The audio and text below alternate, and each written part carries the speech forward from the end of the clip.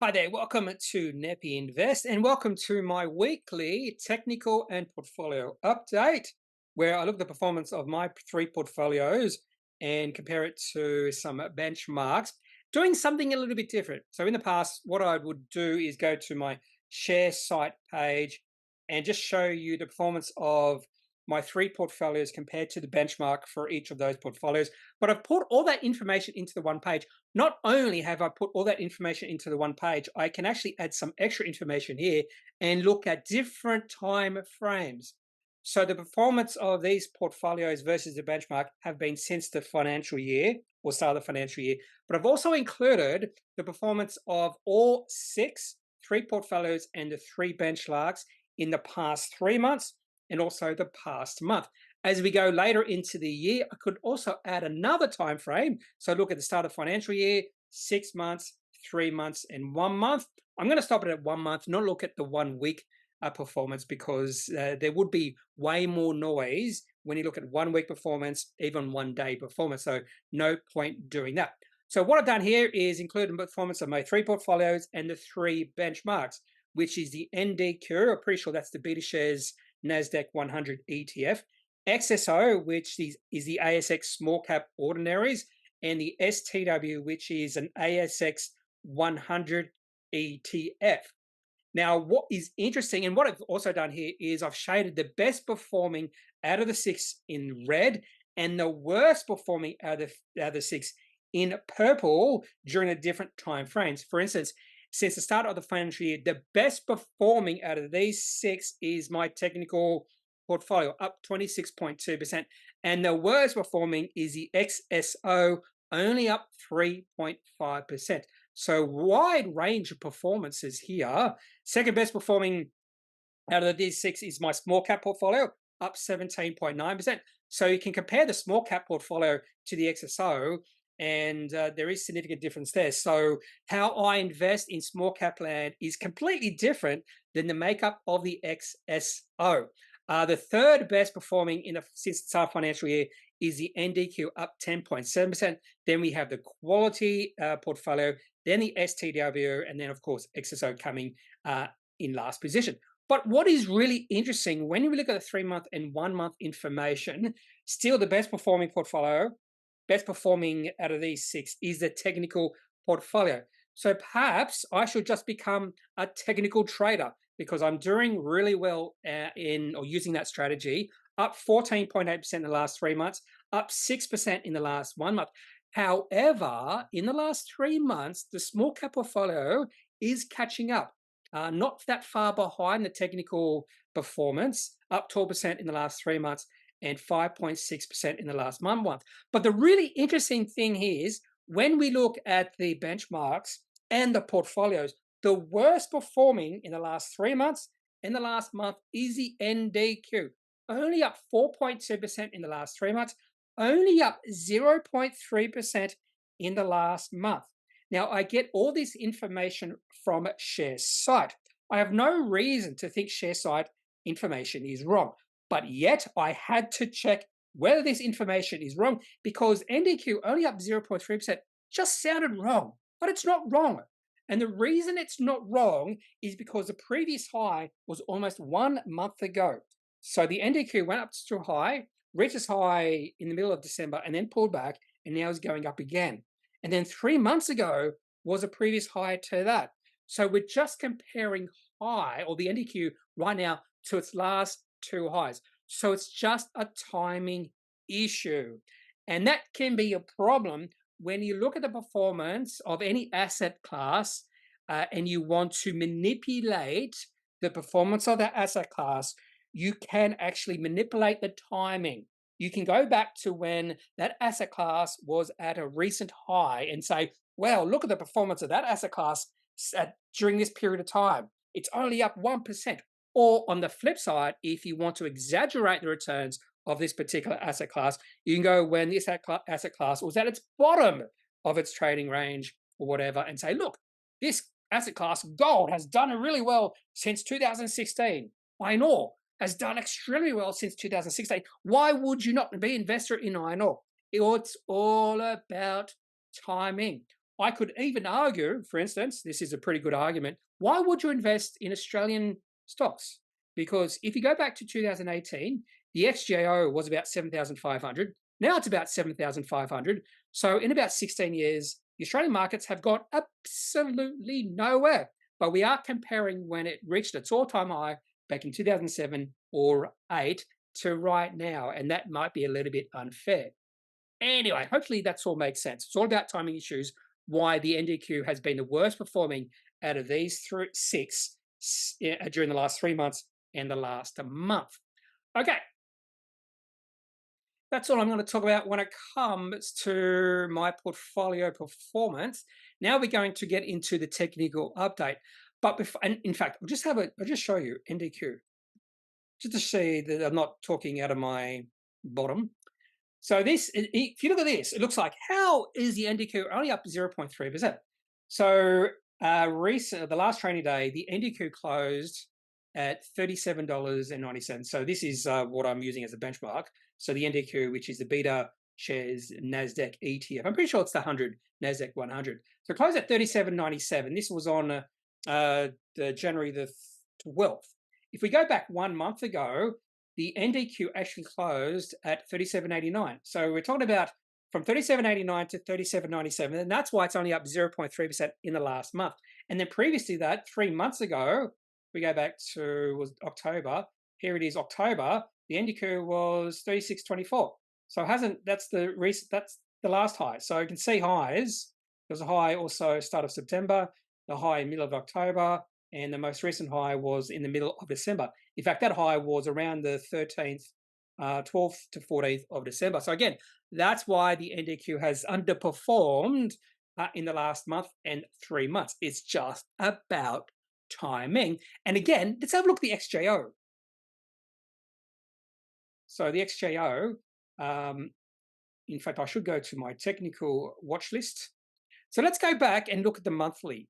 And you can see if you, I'm trying to explain this timing. So if we go back to when it reached its high back in 2007, the XJO reached a high of 6,800. I thought it was a little bit higher than that. So if you go from 6,800 to 7,500, hasn't done much in the past 16 years because you're comparing a high point to right now. On the flip side, you could say, well, the XGO or the trade markets have done really well since 2009 because it's gone from 3,400 to 7,400. So it's more than doubled in the past 15 years. So again, it's all about timing. And I have seen even experts do this, make this mistake, maybe not a mistake, but manipulating what they're talking about to make it seem like they know what they're talking about, in particular when they're talking about gold. So if they're not a gold buck, if they're bearish on gold, they will go back a certain time and say, well, gold has only gone up 5% in the past 30 years. Why would you invest in gold? It's all about timing. They know that's a high point in gold during the last 30 years. I have seen a few experts actually do that. Even if they're bullish on gold, they might get to the bottom of the gold market, etc. So hopefully my rant is over right now. Now, before we get into the rest of the technical updates, some interesting news articles I've seen recently. The first one was Microsoft overtakes Apple as world's most valuable company. This is from the Sydney Morning Herald. They talk about why it's done it. It's all because of iPhone, worries over smartphone demand, weigh on iPhone's makers' stock market in recent weeks. Let's have a look at Apple.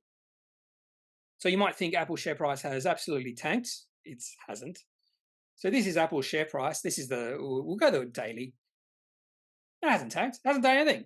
But Microsoft, on the other hand, I'm a shareholder of both, by the way, so I have no bias either way. Microsoft is at an all-time high. I think it might be an all-time high.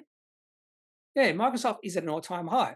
Now, I'm actually way more bullish on Microsoft than Apple. I have to admit, Microsoft is doing absolutely fascinating things when it comes to AI, and that could be the reason why Microsoft is going on a run now. Nothing to do with Apple and their iPhone concerns, whatever this article is talking about. I think it has more to do with this next article. This is from Microsoft itself. So, of course, it's going to be a little bit more bullish, a little bit more ebullient about, ebullient, is that the word? A little bit more positive about the company. Unlocking a new era for scientific discovery with AI. How Microsoft's AI screened over 32 million candidates to find a better battery. Intriguing what Microsoft is doing and what they're talking about in regards to battery development here and using AI to increase human knowledge. And this is going to be a real thing moving forward over the next 10 to 20 years when eventually humans will become redundant because AI will be able to achieve what we could achieve over a 100-year period within a day or two. This is going to be a real thing. It's called a singularity, AI singularity. Look that up. I've been telling people about this. People don't believe it. They've been talking about us reaching AI singularity within the next 10 to 20 years. And they've been talking about this for the last 50 years. It's eventually going to happen. And Microsoft have been doing this to find better batteries. And I'm not sure if it's going to work, but we're in the initial stages of AI. ChatGPT has only been around for 1 year. 1 year. So extraordinary what's going to happen. It boggles my mind, the possibilities of what's going to happen in the next 10 to 20 years. I think what's going to happen in the next 20 years is going to dwarf what has happened in the last 100 years, which is absolutely mind-boggling to think about. And that's all because of the potential in regards to AI. Whenever I see anyone talk or be wary about AI and the concerns about the benefits for humanity, I completely ignore that. There are reasons behind that. Anyway, so that's a couple of interesting articles about Microsoft. And then I'm going to show you a couple. I might do a standalone video on this. This is really interesting. This is from Livewire. So there was one article from June B. Liu, Tribeca Investment Partners, says, why equities will rise and private credit will deflate in 2024. We think the consensus view for 2024 will be wrong as it was in 2023. So they think the equity markets is going to be pretty good. They're fairly bullish. And they believe the consensus call for 2024 is bearish, which I was like, are you sure? I'm getting a lot of bullish vibes from many experts. And then this article was released on the 11th of January. And then I read this other article in Livewire that was released on the 9th of January, 2 days before that particular article. No bears here. Why these 12 fund managers are running with the bulls. So all these fund managers are bullish. So that previous article saying they're being contrarian in thinking it's going to be a good year for the equity markets. It's not a contrarian view. It's actually the consensus view right now, in my opinion. Most analysts, most experts are really bullish on 2024 for some reason. There are some really bullish people out there. So go through this article or the video. I think it could be even a podcast. People like Matthew Kidman are extraordinarily bullish. He actually says it. I think I'm consensus. So he's actually saying, contrary to June Bailu, who says she's contrarian or they're contrarian, he's saying, I'm consensus. I'm very bullish. We've had a couple of hard years with interest rates rising. Well, 2023 was not a hard year. The equity markets was up about 10%. Centennial operates mainly in small caps. I actually agree with that. I think small caps could be really bullish in 2024, particularly when compared to big caps. So look at the PE ratio of Woolworths, 28. Why the hell would anyone buy Woolworths right now with a PE ratio of 28 when Woolworths is not going to grow over the next 10 years? It is not going to grow. It's ridiculous that people, and one of the reasons why the share price of Woolworths remains elevated is because of institutions. They're just piling into Woolworths because it's defensive. It's ridiculous. You're going to get no returns for Woolworths. In fact, you're more likely to see returns go down over the next 10 years. Earnings per share in Woolworths have gone backwards in the last 10 years. It's going down. It's ridiculous that people think that Woolworths is a good investment. That's just my opinion. It's only a good investment if the share price halves. So I look at the charts, blah, blah, blah. So he's actually saying 10 to 15% higher for the ordinaries. I think, yeah. And 10 to 15% for the ordinaries or the ASX 200. Anything smalls will do better. So if you're interested in that sort of thing, have a read of that. I do like Livewire, a lot of information there. Buy, hold, sell, that sort of thing. Get a lot of different opinions. They share ideas a lot. But one of the reasons I like to go through these sort of articles is because I try to find a lot of bears out there. A lot of bears out there, particularly on YouTube. I think the world's coming to an end, that sort of thing. And I like to get counter views. I like to listen to the bears, listen to the bulls, And then for my own opinion, and typically my own opinion is eventually I just have no idea. No idea what's going to happen in the next year. I think some people are going to be wrong, some people will be right. Who knows what's going to happen? It's all in fun, in my opinion, because we just don't know what's going to happen. Now let's have a look at the technical update part of the video. Will I go through the indexes? So nothing much is happening. Little pullback in the past. Well, it's gone nowhere. Actually, we'll look at the weekly. Let's have a look at the weekly chart. So the weekly chart, XJO did absolutely nothing, up 0.1% in the week. So sort of like there's a fight between the bears and the bulls. No one's winning the moment. No one's in control. And to be honest with you, we've pulled back from sort of a resistance zone at 7,600, just above 7,600. But we pulled back from that zone last week. And again, who knows which way the XJO is going to go. If you look at what's happened to this index over the past 3 years, it's gone sideways. We were at this point back in 2001, August 2001, so 2.5 years ago, and we've gone sideways ever since then. XSO, the weekly chart, looks probably a little bit less neutral than the XJO, but we did have a nice run, and then it's pulled back from, again, a support zone. The NDQ, or the NASDAQ, is looking much bullish. Most of the American markets, apart from the small caps, looking bullish. So the NDQ is bullish, just off. And that's really interesting. I'm just going to get rid of these little trend lines and put in this. So there's a high back in 2021. And the NDQ, or the NASDAQ, is struggling really hard to get above that size we saw in 2021. So it's really struggling right now. And that's it. There's a reason behind that. It's all psychological. So we know, and a lot of people know, that the high for the NASDAQ was back in late 2021. And so you will see some more selling coming in, because high points and low points tend to be either resistance zones or support zones. It's just psychological. It's one thing I'm learning is way more powerful than I thought was possible. Just the psychology of highs and lows. It's a fairly powerful thing. Russell 2000, fairly similar to the XSO, probably less bearish than the XSO, fairly similar to the XJO. For those who don't know, the small cap, or the Russell 2000, is just the smallest 2,000 companies in the Russell 3000. Russell 3000 incorporates the NASDAQ and the New York Stock Exchange company. So the biggest 3,000 companies on those two exchanges. And there's the smallest 2 companies in the Russell 3000. So this is sort of like a small cap proxy index. And then the Dow Jones, which is the 30 companies within this index, started by Dow. Well, it wasn't started by Dow Jones. It was started by Dow Jones. I was going to say principal. Dow Jones student, after he died, if I remember correctly. And there's 2 Dow Jones. There's a Dow Jones Industrial Average, Dow Jones Transport Average, and many Dow Jones theorists look at both averages, and they have to move in the same way before they confirm whether there is a trend up or down. So the Dow Jones Industrial right now is an uptrend and is at an all-time high. So bullish Dow Jones. Now let's have a look at some commodities. So we'll maintain looking at the weekly index, looking at different time frames here. And the reason looking at the weekly gold is fascinating, because when you look at gold right now, it's around about 2050. And if you go back through time, you can see gold got up to 2060 back in August 2020, 2060 in March 2022, 2060 in May 2023. So understandably, 2060 is a really strong resistance area for gold. Now, psychology works. That was a high. Gold is struggling to get past that high. So naturally, whenever gold gets to that region, you're going to see selling coming in.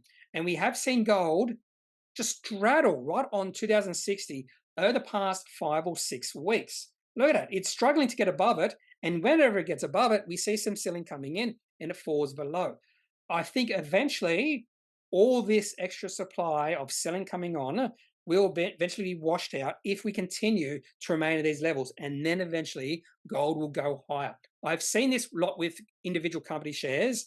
that a lot of time the share price of a company will go sideways right on a resistance zone like gold is doing right now, and we need to wash out all that extra supply on the market, and eventually all those sellers have left and all we have is demand, and then when the share price takes off and we see a breakout. I think there is a potential for the breakout in gold within the next few months, particularly if gold remains above 2000. Now, if we see gold pull back, particularly if we see gold fall below 1,800, that would be actually fairly bearish, but we're a long way from there. Iron ore had a couple of bad weeks. It has pulled back from its high. It reached $145 recently, now $134. And you can see the response in some of the iron ore players on the ASX. Fortescue, BHP, and Rio Tinto share price have all pulled back significantly over the past week. So just look at Fortescue, FMG.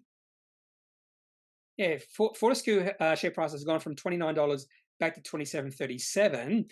I would be more interested in playing some of the smaller iron ore players, say Mount Gibson, which I do own. And the reason behind that is the share price of these companies have not rallied anywhere near as much as Fortescue, BHP, or Rio Tinto. So all the money has gone into those big caps, and none of the money has gone into smaller cap companies like Mount Gibson, Phoenix, Grange Resources, companies like that. And when these companies release their results in February, what's going to happen? I think the market is going to be like, wow, these are really good results. And the share price will go up because we haven't seen the money coming in. And I think these companies are undervalued because of what has happened to the iron ore price in the past about 3 to 6 months. But iron ore is doing nothing like uranium. Uranium keeps going up. And look at the last week. Uranium has gone from $92.50 to $104. So I was playing uranium companies, and then I took profits. And this, I wouldn't say this is concerning, but the increase in uranium prices has accelerated. It's now going exponential. So maybe you should be looking at a log chart when you look at uranium. And someone did say that the current uranium companies are pricing uranium above $100. And uranium has gone now above $100.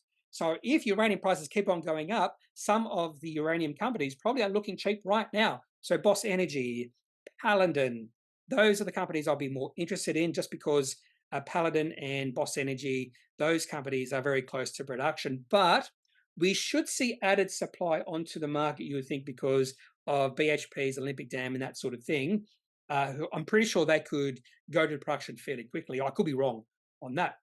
Oil, nothing like uranium. Uranium is the commodity to be in. And when we look at oil, fairly boring. So I do have one oil play. We actually have two oil plays. I have Karoon, which is I think oil is near the bottom of its range. I don't think oil will get much below $65. If it does, that would be concerning. And I think there is a chance that eventually oil will go on a nice little run, which will be beneficial. So I bought Karoon because the price of Karoon had fallen and they made an acquisition. Share price fell in acquisition, that sort of thing. Also have Brookside Energy, and that is just a value play. I think there is possible really good value with Brookside Energy if management are wise in their capital allocation. I haven't done a video on Brookside for a while. I have had a few requests to do a video on that company. Lithium, unlike uranium, price of uranium keeps on going up. Price of lithium keeps on dropping. No end in sight to the drop in lithium. I am becoming more interested in lithium companies because eventually those companies would look more attractive on a valuation ground if lithium prices start rising. And I think there is a chance there's going to be quite a few lithium companies, particularly exploring lithium companies, who give up and move to uranium. Don't be surprised to see that happen. Don't be surprised to see lithium exploring companies say, we found this deposit of uranium and we're going to explore that now. Something ridiculous like that. It always happens when you see one commodity go down in price, another commodity go up in price. You see explorers transition from one commodity to the next. So don't be surprised to see that in the next year, particularly if uranium prices keep on going up and lithium prices keep on going down. Copper, a little bit disappointed with copper. I wanted copper to go on a bit of a rise, but it's fallen the last 2 weeks. I just have a couple of plays in copper. No, one play in copper, Hillgrove Resources, almost in production, if not already in production. I do think that company is potentially undervalued, but the share price of that company has pulled back because of copper prices have pulled back. So again, the underlying commodity is really important to the end performance, financial performance of companies. They're highly reliant on the commodity price. It's why I don't usually buy mining companies for the long term, because you have no idea which way the commodity price is going to go. I almost took a position in Whitehaven Coal because I'll show you the chart of that company because the chart is looking interesting. But when I looked at the coal prices, nothing to get too excited, but it's near a support zone at $120. This is Newcastle Coal Futures. We can see it hit that level a couple of times, but my concern is the previous bounce was not as good as the previous bounce before that, so less enthusiasm in coal. And if we do see coal break below that support zone, that would be a fairly bearish move. We'll look at Bitcoin. Bitcoin is a little bit lower, so we must have had a bad day. So a bit of volatility in Bitcoin the past week. Let's have a look at the daily chart. It must have been a bad day, yeah. So Bitcoin on Friday fell 7.7%. Who knows why? You can see there has been other weeks where Bitcoin's gone down, or other days where Bitcoin has gone down a fair bit. Monday, 11th of December, it fell 5.8%, and then other days it goes up a fair bit. It's one of the reasons why Bitcoin cannot be a reserve currency right now, because it's just too much volatility. It needs to be stable. Anyway, so I am a holder of Bitcoin just because of the possibility that if Bitcoin does say become a reserve currency, the valuation of Bitcoin needs to be significantly higher than it is right now. That's the only reason I buy it. It could become a reserve currency, say a 1% chance, but it could. Bond yields. So this is the daily bond yield. So we have seen a little bit of a bounce. Now bond yields, this is 30-year US government bond yields. It's moved into a resistance zone at around about 4.2 to 4.3%. And interesting enough, the bond yields have gone sideways the last 5 trading days because it's hit that resistance zone. So what happens next is very important. If we start to see bond yields going down again, that would be a good sign for some companies, a bad sign for other companies. But it does look like potentially the uptrend in bond yields has come to an end, which means the downtrend in bond prices potentially has come to an end. So if you look at the TLT, this is the Treasury Bond ETF, should be inversely related to the bond yields. And we have seen possibly the end to the downtrend in this particular ETF. Maybe it's time to think about buying this particular ETF if you think bond yields will go down further from here. Didn't have a look at Australian 10-year bond yields because we don't. It's very much correlated to the US 30 years. Okay, let's have a look at individual companies' charts. I think I have about 18 here. Companies I'm paying attention to, or some interesting goings on with these companies over the past few weeks. The first one is Alumina. And what I've noticed recently is companies' prices, share prices, bouncing off long-term lows. And this has happened to quite a few companies. In fact, I played this with PeopleIn. Share price of PeopleIn got to just below $1, and $1 was a fairly strong support level for PeopleIn. And then the share price bounced over 20% in a fairly short period of time. In fact, in 1 week, it bounced 20%. Went from $1 to $1.20, and then I just took profits. I'm always going to take 20% profits when a company bounces 20% in 1 week. And we have seen a similar thing with Alumina. Share price went to a long-time low of 68 cents at the end of November. And I was like, is the share price of this company going to bounce? I even heard some people talking about it. There's some good value in this company. So why is that level of the long-term low? Because it's a long-term low. Last time the share price was that low was way back in 2012. So we're talking about a 10-year low. And that's what's happened with Alumina share price. It's bounced. One of the other things I look for here is volume. And in fact, there's another company I'll be showing you where we saw volume coming in at the low. We didn't see heaps of volume, but we did see volume starting to increase as the share price moved towards that low. Towards the end of October, volume started to increase, which is actually a good sign that possibly the bottom in the share price is coming. In fact, When the share price of something increases, you should see volume expand with the increasing share price. When a share price is in a downtrend, you actually should see volume decrease. This is an absolute, well, I shouldn't say an absolute, but this is a fundamental point rule of Dow theory in regards to volume. Volume should expand when share prices are in an uptrend. Volume should contract when share prices are in a downtrend. And when you see the complete opposite happening, that could be a sign that either a top or a bottom is being reached. For example, if you see the share price rising and volume actually starts to go down, that's actually a really bad sign. And it's all about psychology. So if you see volume contracting when the share price is rising, that means there's less and less people getting excited about this company. And if there's less and less demand, eventually supply is going to run over demand and the share price should fall back. On the flip side, when you start to see volume increasing as the share price falls, that means there's more demand coming in. There's more institutions getting excited, and that will drive the rally. And that's exactly what we've seen with Alumina. Increased volume, you might be able to see the increased volume if we look at the weekly chart here. You saw increased volume, subtle increased volume. You can see volume decreasing. In fact, I don't know if I can put a line down here. Yeah, we can. In fact, you can see volume decreasing as the share price of this company was dropping, volume decreasing. And then all of a sudden, volume started to go up when the share price of Alumina reached or got very close to its bottom. And then the share price took off. Some people might, well, it's not really divergence, but this is exactly what you should see, volume decreasing as the share price falls. And then you start to see volume increasing. And that is a sign the bottom is just about to be reached. I have also read that volume precedes prices. So when you see volume increasing and the price still drops, that's actually a sign the share price is just about to reach the bottom, because then eventually prices should rebound because of that increase in volume. So interesting chart, and I just wish I played it. I took notice of it. I went, oh, this is interesting. It's reaching its bottom, and the share price of Alumina has gone from 68 cents to $1.10. That's a nice return over about a 1 month period. I mentioned I almost took a position in Whitehaven Coal. The main reason was because of a breakout.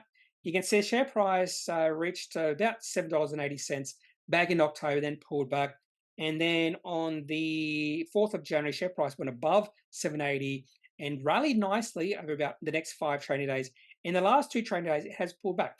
So if the share price of Whitehaven Coal gets to $7.80, test it, and then starts to rally again, that would be a good sign. But one of the reasons I would be less likely to buy Whitehaven Coal is just because we're not seeing a rally in coal prices. I'd like to see a rally in coal prices. The other thing, I'm not sure if Whitehaven is thermal coal or what's the other coal?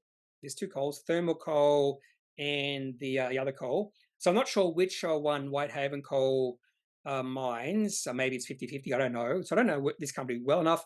And I'm pretty sure Newcastle Coal is thermal coal. I could be mistaken there as well. Now, talking about iron ore, I've already mentioned, we've already looked at Mount Gibson chart.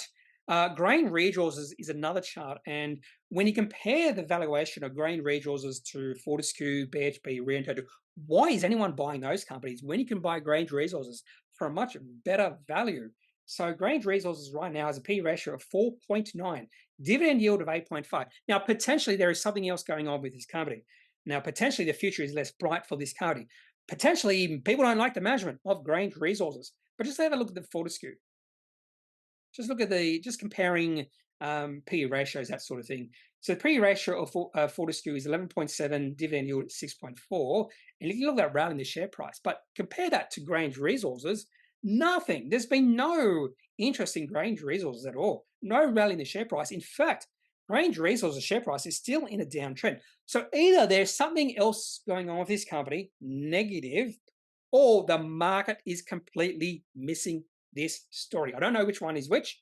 This is just something new I've thought about in the last few days. So if you know anything else about Grange Resources, why has the share price not rallied for this iron ore company when iron ore prices have rallied significantly over the past 3 months? Maybe the market is completely missing this story. If it is, this could be a significant value play. Okay, I've already mentioned that sometimes you can look or you can see the bottom being reached, confirm the bottom, maybe not confirm, but there is potential a bottom is being reached just by looking at volume. Now, APM Human Services, in my opinion, is a low quality company. High amount of revenue. So revenue, so we're talking about revenue of above 1 billion. Actually, that's in a half year. So in a full year, revenue of about $2 billion, yet profit of about $100 million. So low profit margins, net margin of 5.7%. Some bad news. Company must have released in November. That would have been around the AGM season. You can see in one day, the share price, in 2 consecutive days, the share price dropped 20.7% and then 12.5%. In fact, 3 days, it went from 20.5% down, 12.5% down, and then 9.4% down. So that must have been some bad news the company released, and then the share price kept on dropping. But look what happened to the volume. So remember, I mentioned volume that as the share price goes down, the volume should actually go down. We sort of saw that volume going down, but then all of a sudden we started to see volume increase around the middle of December. And when did that coincide? That volume increase? It coincided with a capitulation day. Share price decreased 10.4% on the 15th of December, on the day we saw the highest volume. The company did not release any negative news that day. This is capitulation. This is a day where holders of this company just went, I can't take this anymore. Share price keeps on dropping. It was dropping every single day. And this is the very definition of capitulation. Those shareholders just could not take it anymore. They just had to sell out. Share price dropped 10.4%, massive volume coming in. So we saw a lot of supply of shares on market, but a lot of demand met those supply eventually. And then the share price took off. Would like to see volume increasing. We have seen a little bit of volume increase in the last 2 trading days. So this is a very definition of volume pinpointing a possible bottom. Volume expanding, significantly expanding on a capitulation day. This is, in my opinion, the very definition of capitulation. One of the beneficiaries of potentially interest rates decreasing, that sort of thing, is buy now, pay later, or fintech companies, those lending out monies to SMEs, that sort of thing. And Humm is one of those companies, Humm Group. And this company's share price might have broken out. So share price has now moved into a short-term uptrend. You can see some really big volume coming in the middle of December, some really big volume coinciding with the share price starting to increase as well. And then the share price broke out. Probably say the share price broke out on the 10th of January. Share price was trying to break out the previous about 10 trading days, but the share price was trying to get above 50 cents, which was a resistance area for this company. The reason it's the resistance area because of the highs we saw back in July. And in the last 3 trading days, we have seen share price of this company rally up to 54 cents now. The last time share price of this company was 54 cents was way back in March of 2023. So almost a 1-year high. So this company's chart is looking much better. In fact, this is a much better looking chart, the healthiest looking chart this company has seen for a long time. Not here, I wouldn't call this healthy looking. The increase in share price was just too strong over a short period of time.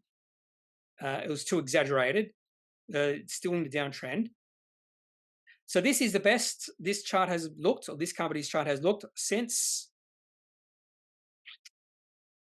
probably back in 2019, when the share price, in fact, reached a high of $2.63.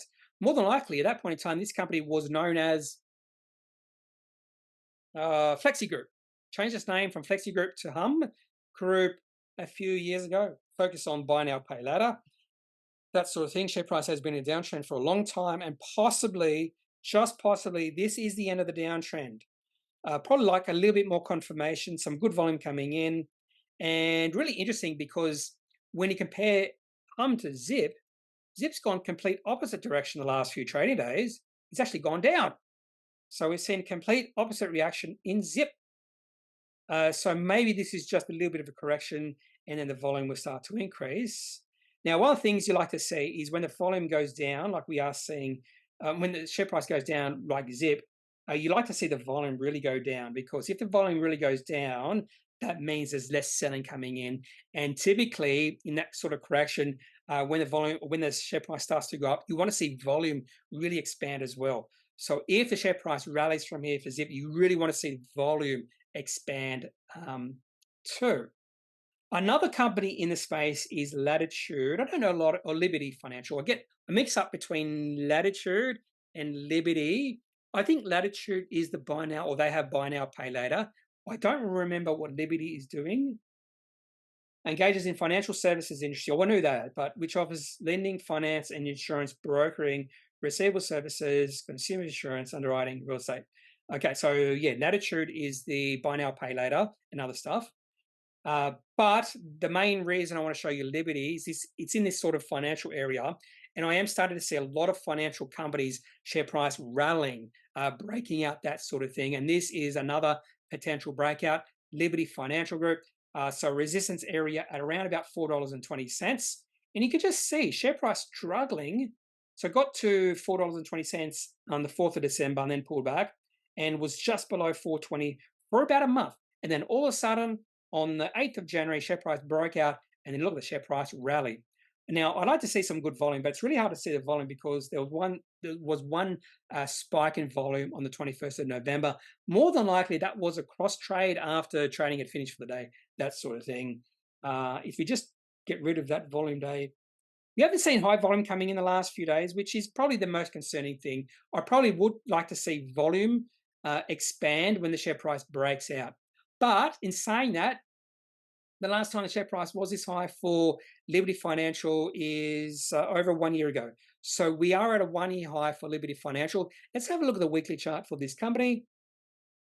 So downtrend almost from when it listed. So listed on the ASX in late 2020, share price reached a high of $8.20 and a well-defined downtrend. And possibly the downtrend for this company has come to an end. Now let's have a look at some. I have no idea. I don't know anything about this company, as you probably have realized, and I've already mentioned that. But this company has a market cap of 1.35 billion, revenue of 1.23 billion, profit of 181.5 million, net margins of 14.7%, dividend yield of 8%, and PE ratio of 8. So possibly a value play. Possibly. So possibly a value play for Liberty Financial Group and a nice possible breakout. Another company is showing breakout. You can see a similar theme with a lot of these companies is Wisr. So another fintech company. This is a lender, I believe, like an SME lender, small to medium enterprises, financial products.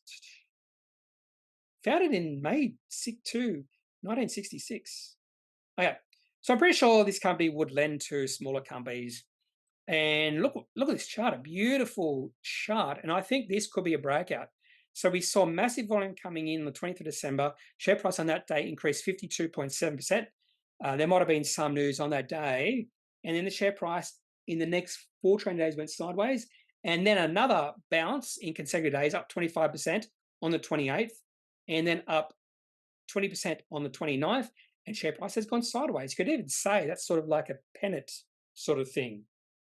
So this is actually a bullish signal, what's been playing out with Wisr over the past month or so, and a really interesting chart. Wisr, this could just be a sneaky trade, I think. Markup $61 million, no dividend yield, no price to earnings ratio, revenue of $92 million in last year, up from $59 million the previous year. So good growing revenue, just not profitable according to the last financial year. But if you look at the long-term trend for this company, nasty. And this is what happens when interest rates rising. Companies like this are negatively affected. So you could say the upside to this company from here, so was it 4.5 cents? The highs back in 2021, it was 33 cents. So you could be looking at a 5-bagger from here. Not sure if the company has done any capital raisings. So if good times come back for these companies, possibly a 5-bagger, maybe even a 10-bagger. Maybe even a 10-bagger. Just saying possible. Possible. That's why market is getting a little bit interested, because there is a sort of a change in sentiment around these companies. That's probably the best way to put it.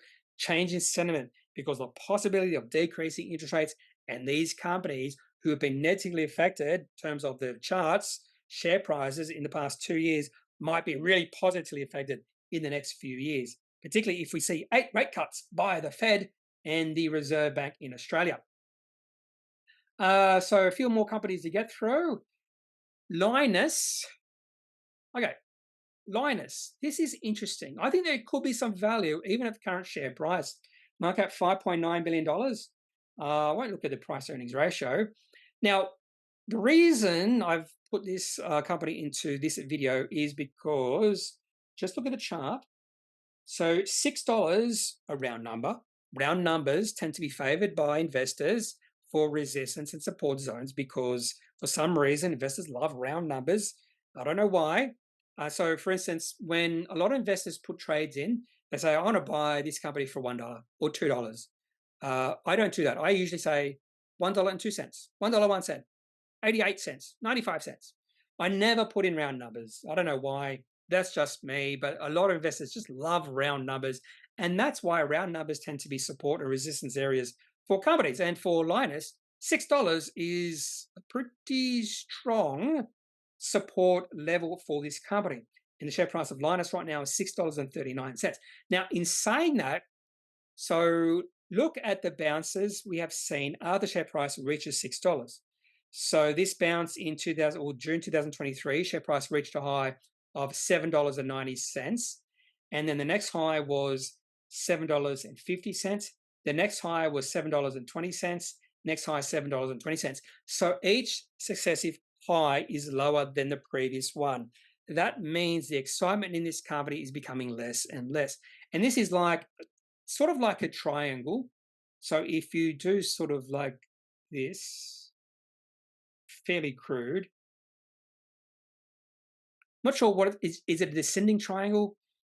So you just pull it like that. So you can see you got the bottom support zone, it's straight, but the top resistance zone is going down like that. And each successive high is lower. And that's actually a bad sign. This is actually a bearish signal. So eventually what this sort of, what do we call it, setup would be saying eventually what's going to happen is the share price will break below $6. But if the share price breaks above this descending line, this is, what do you call it, resistance line, that would be a bullish move. So two ways you could play this if you're trading it. Buy shares of this company around $6, and then you could sell it if the share price falls below $6, and then sell when the share price gets up to that resistance zone at around $7, a nice little gain there. Or just wait for the share price to break above the top line, the downslope line, the descending line, the resistance line, which is around about $7.12 right now. And possible long-term play. It's a rare earths company, and rare earths are probably one of the most important commodities right now because of strategic reasons. And strategic reasons has to do with China. China controls the market of rare earths. Clarity, okay. Clarity Pharmaceuticals. I'm becoming more and more interested in this company. And the market is becoming more and more interested in this company. Probably should do a standalone video on this company because Clarity Pharmaceuticals is in the same space as Telix Pharmaceuticals. And more research I do on Clarity, the more and more thinking I have is if I'm bullish on Telix, I should probably buy some shares in Clarity. Because if Clarity Pharmaceuticals succeed in what they're trying to do, Telix Pharmaceuticals could be significantly negatively affected. And I'll talk about why more when I do a standalone video on Clarity Pharmaceuticals. It's all about copper compared to what Telix Pharmaceuticals do. I'm not an expert in this area, but if they do succeed, that could be significant for Telix Pharmaceuticals. Now, the share price of Clarity Pharmaceuticals has gone on a significant run in the past few months. Share price has increased from $1 in late October to $2.28. Now, the one-day candlestick is a little bit concerning. You can see sort of like a very long tail or shadow to the above the main body, which means a lot of selling came in during the Friday trading day. You'll be able to see that if we look at the 5-minute chart. You already see the share price reached a high early in the day, and then a lot of selling came in. Now, this could be just a buy the dip situation, just a little bit of a correction, not a lot of volume coming in. And you can see the reason why the share price dipped is because the volume came hard. A lot of selling came in around about 11:15 a.m. So a peak in volume. I was going to say speak in volume. A peak in volume in that period, and then the volume went down. Again, peak in volume. Look at peaks in volume. Very important. Market cap of this company is almost $600 million. I wish I started my research in this company much earlier than I did. I wish I started the research in this company back this time last year, because I would have been much bullish. I probably would have taken a position, to be honest with you, in July when the share price broke out, moved into an uptrend at around about 90 cents. Anyway, you learn from, I wouldn't call it a mistake, but you don't dwell on your mistakes. That's the most important thing. You don't dwell on it, because then you start to over dwell on it, and then it really affects everything you do moving forward. A company I've followed for the longest time is Superloop. I've never bought shares in this company because the share price has been in a downtrend. Now, see this little breakout, a possible breakout in the share price of this company in October 2021. I almost bought around that time. Glad I didn't. Maybe I did buy for a short period, then I sold quickly because that breakout failed fairly quickly. But otherwise, the share price of this company has been in a downtrend for a while. Well, for the last 2 years, really. And I've just been waiting for signs that this downtrend of this company is coming to an end. A telecommunications company, and I think there could be some value in this company when the share price starts to go up. Market cap is 344 million. It says it's not profitable just yet, but the reason I've included this company is just what I'm seeing in this chart. It's just pattern recognition. So this is the sign of a company's downtrend in the share price coming to an end. Still a little bit of volatility in the share price, still seeing the waves. You usually see up and down, waves in the share price. And I think this is a sign, because the new lows have stopped coming in. So we saw sort of almost a double bottom in the share price. And then the next low was higher than the previous low. That low was in October at around about 59 cents, which was higher than the previous low, which is 56 cents. So we have seen a higher low. What I need to see is this high back in September being superseded by a new high. That would mean we have a higher high, higher low. At that point in time, if we do see that new higher high, share price would be in an uptrend more than likely. And again, I'd like to see volume playing ball. Not seeing a lot of volume coming in for this company. And the main driving force for a breakout in this company would be a really good financial result from the company, sort of like a profit upgrade. And then we see institutions becoming interested in that company, and the share price takes off. So I wouldn't be interested in taking a position in this company right now, but definitely on my watch list. Superloop. Now, a few retail companies, 2 I own, 1 I don't. Starting off with the company I don't own, Harvey Norman. This chart is starting to look interesting, starting to break out. Share price at almost 1 year high. Harvey Norman, really nice from its lows 320, now 424. When you look at the financial information of this company, it does look cheap. P ratio of 9.8, dividend yield of 5.9. I'm pretty sure this does not take into account the property I own. And I think a lot of people don't take into account the property. But just the chart is the only reason I'm interested in this company. I don't like the CEO. Is the CEO, Jerry Norman, the CEO? Or is he just the director? I don't know. I don't like Jerry Norman. I don't think he really has the company best, or the shareholders' best interest in heart in the decisions they make. But anyway, a company that has operations around the world, which was interesting when I did research on this company, but it's just a chart. Share price at almost a 1 year high and moving into a possible uptrend. Now, I do own Scali. Scali is in my quality portfolio, and a lot of the companies in my quality portfolio, I don't follow the charts all that often. And when I actually had a sneaking glance at Scali's weekly chart for some reason, for some video, I was surprised to see the share price of this company break out. And not only that, share price right now is at a multi-year high.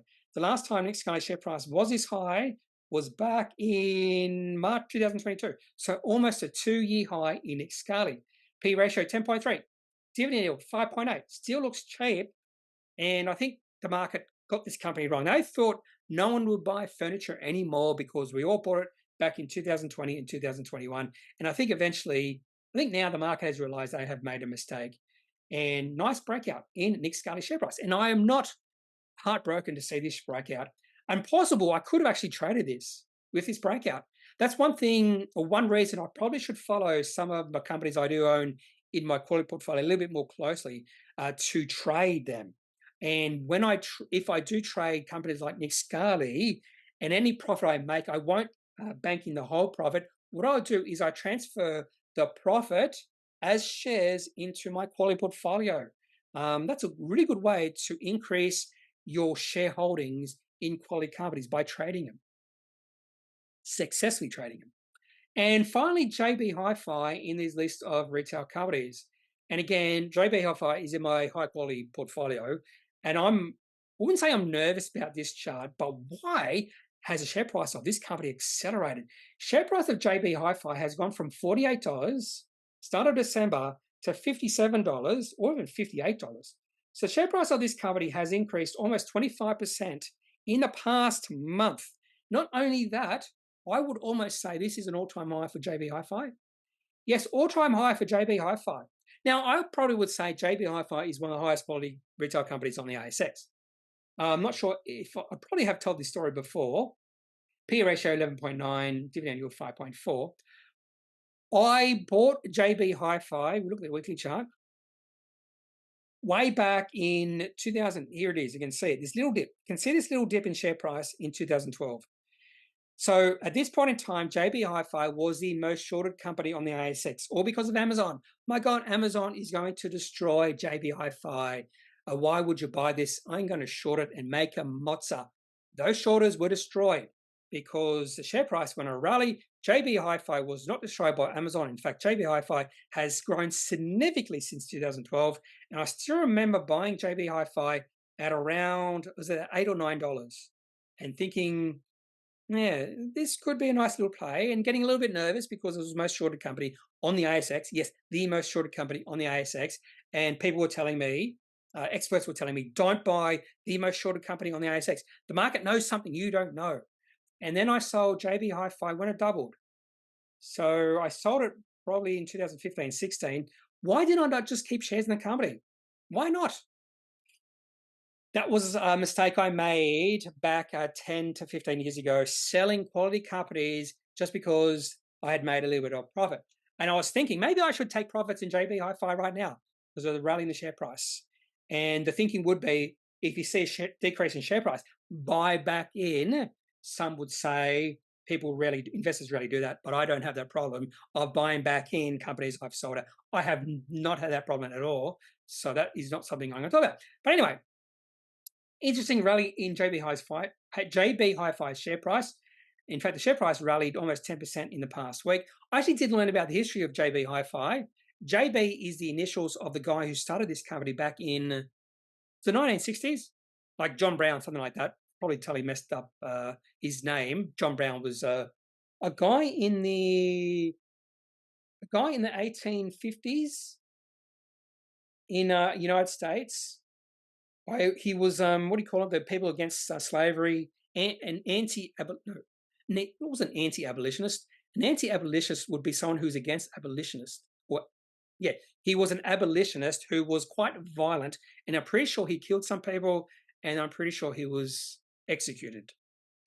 John Brown. John Brown, a fairly common name, you would think. Anyway, so I wouldn't say I'm nervous about this rally in the share price, but I do think and have been thinking that JB Hi-Fi has been significantly undervalued at a P/E ratio of like 7 or 8 in the past year. Iress, this is interesting because Iress had a really bad announcement in August results.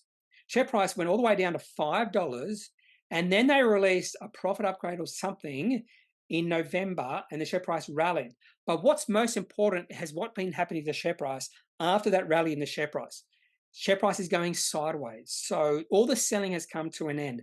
This is sort of bullish, I would say. When you see the share price go sideways like this, sort of like a flag thingy. What do you call it? setup, not a setup, a signal. Well, I don't know what you call it. Anyway, there is a word for it. Sometimes I can't think of the word. So what I mean by flag, if you just do this, it looks like a flag. So you do it like this and go like this. This is the pole. You can see that's sort of like a flag. And that could be bullish. So what we want to see is the share price breaking above the top of the flag or the banner, whatever you want to call it. Anyway, so interesting setup here for Iress. Much maligned company on the ASX. Dividend yield 3.8. I wonder if that's still true. 3 more companies to go, and these 3 companies are much smaller than Iress, but the charts are looking pretty good, pretty interesting for these 3 companies, starting with Airtasker. Airtasker. Share price, long-term downtrend. Pretty sure this company is still not profitable. Long-term, look at that chart, awful chart. So what you're waiting for is a change in the trend, a change in sentiment, any sort of thing like that. All the way from its IPO, share price reached a high of almost $1.90. Now it's 25 cents. So what we're waiting for is sort of an end to the downtrend. So we sort of rallied the share price back in July, August of 2022. The rally was just too strong and the share price was still in a significant downtrend. So there would have been a lot of resistance moving forward. That's why this particular rally failed. What we're waiting for is a much less pronounced increase in share price over that increase went from 25 cents to almost 50 cents in about a month or so. So we're looking for a much less pronounced increase in share price, but we're also looking some really good volume coming in. So what's happening now with Airtasker is much better. And the reason, again, another reason why this particular rally back in 2022 failed is because share price was in a downtrend and then it suddenly roomed higher. So you could say this was just a bounce, little bounce. So what I usually wait for is share price consolidating. And the reason I'm waiting for a share price to consolidate is you want all these shareholders who bought at high prices to become bored with the company. So when you saw the share price rally, they were still in Airtasker and they saw the opportunity to sell out during this rally in the share price. And then eventually there was just too much supply of shares to meet the demand. You saw volume going down, and that's why the share price or this particular breakout, potential breakout, was never going to be a breakout, failed. But right now, what we've seen with Airtasker, share price has gone sideways for a long time.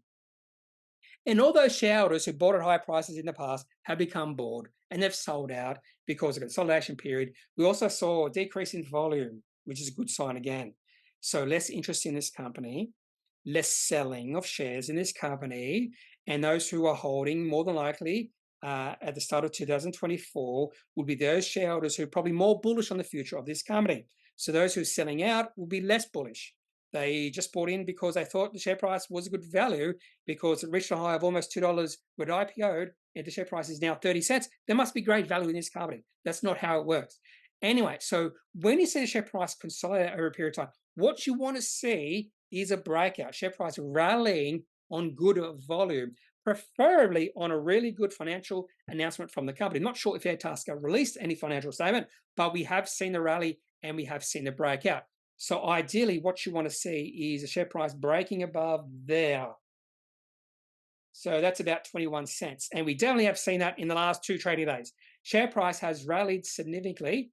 So up 9.5% on the 11th and another 8.7% on the 12th, and massive volume coming in. Now, there might have been like a cross trade or something, but 2 good days of volume. In fact, we have seen the share price rally before that. I would say this is a less pronounced rally. Share price went from 17 cents up to 21 cents, and we actually did see some good volume in that period as well. So that was sort of a harbinger for what was to come for Airtasker.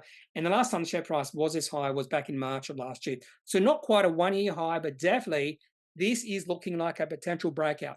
Airtasker. Market cap, 113 million. Not my favorite company just because of what they do. I don't think there's long-term in their business model for various reasons, but don't dismiss this sort of chart. Another company is Shape Australia. Not sure if I've done a standalone video on this company. They listed back in late 2021. Not a lot of volume. You can see that just by the chart. Share price in a downtrend, but the share price has turned around. Sentiment in this company is going from negative to positive. Share price has moved into an uptrend, but more importantly, the volume is increasing. You can sort of see it just by looking at one-day statistics of the volume. Volume starting to increase in August near the low, and as the share price started to go up, we have seen a sustained increase in volume compared to, say, 1 year ago. Look at the lack of volume between August 2022 and June 2023. No volume. No one was interested in this company. I'm not sure if I've done a video on Shape Australia. I'm pretty sure I've mentioned this company, and there might be some good value.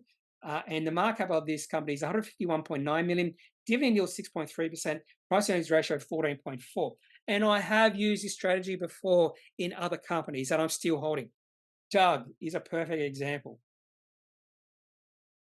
Doug, Duratec. So if you go back to late 2022, so Doug lists on the ASX in, well, August 2020, share price in a downtrend, and then look what happened. Look what happened in late 2022, early 2023, so just about 1 year ago. Share price was going sideways. We didn't see a massive increase in volume, but we did see a subtle increase in volume.